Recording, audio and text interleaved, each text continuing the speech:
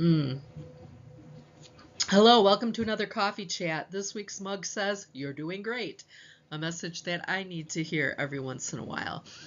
The semester has gotten off the ground very quickly. I already feel like I'm behind, even though we're only in the second week.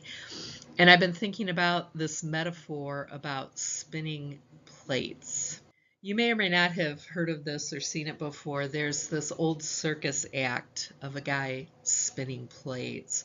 So he has all these poles that stick up that are very slender, and he'll put a plate on the top of one and start spinning it, and then put another plate on the next one and start spinning it until, as you can see in the bottom picture here, he might have 8 or 10 plates going at the same time, and now he's got to run up and down the line and keep giving them a push so they keep spinning, right?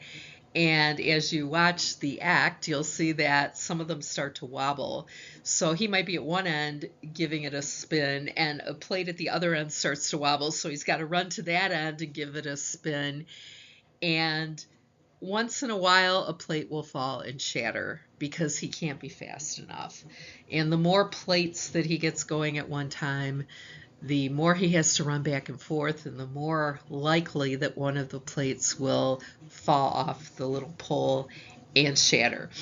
And to me, this is a good metaphor for our work lives and for trying to manage a lot of different things at the same time. I think maybe the clue is not to get too many plates going at once so that we can keep them all rotating. But if we have too many, then something's going to fall and shatter. And then the question is, which plates are going to fall and shatter? There's some that we don't want to let fall. We don't maybe want to let the plate that represents our family or our children or our siblings or our parents, we don't want to let that one fall and shatter. Maybe we don't want our friends' plate to fall and shatter.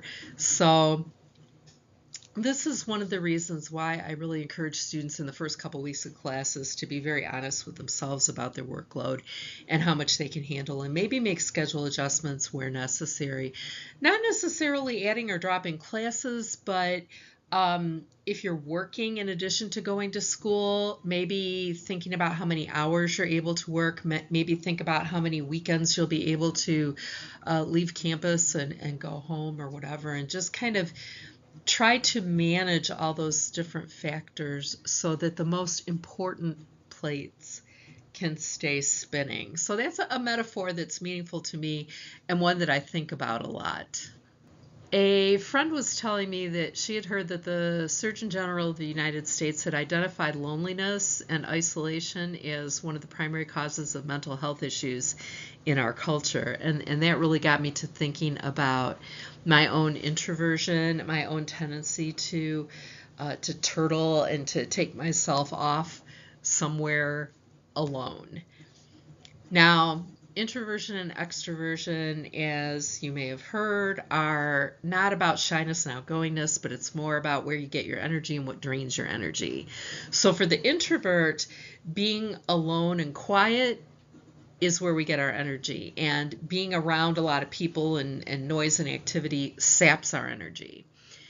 And this is very true for me on long teaching days. There are days when I teach 4 classes, and by the end of the day, I'm exhausted, physically and mentally and spiritually. I just need to go home and shut the door, right? And be on my own and think my own thoughts.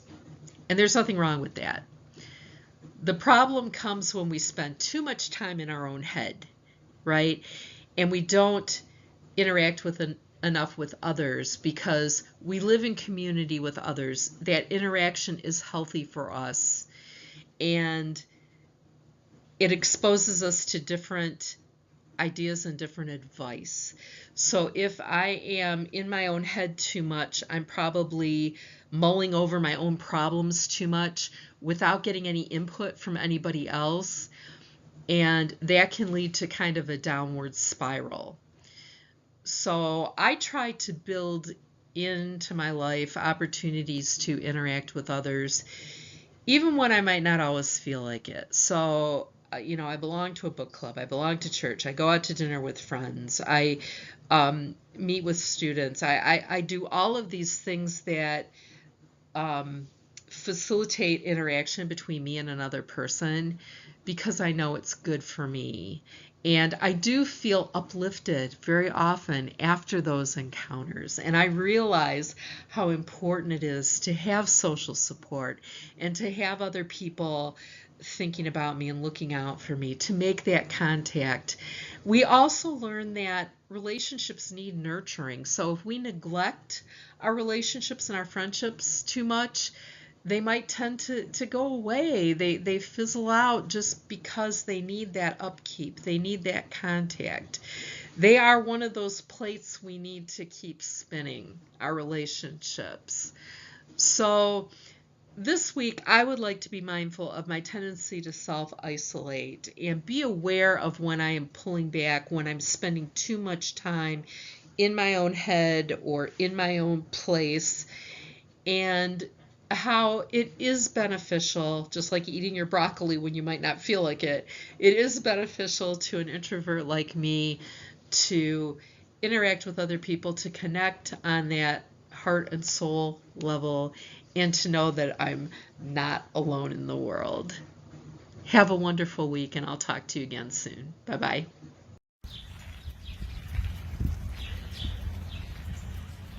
Good morning, everyone. It's nice to see you all out for your morning walk here. Going in search of water, I imagine. Oh, yep. They're headed down the hill toward the Arboretum.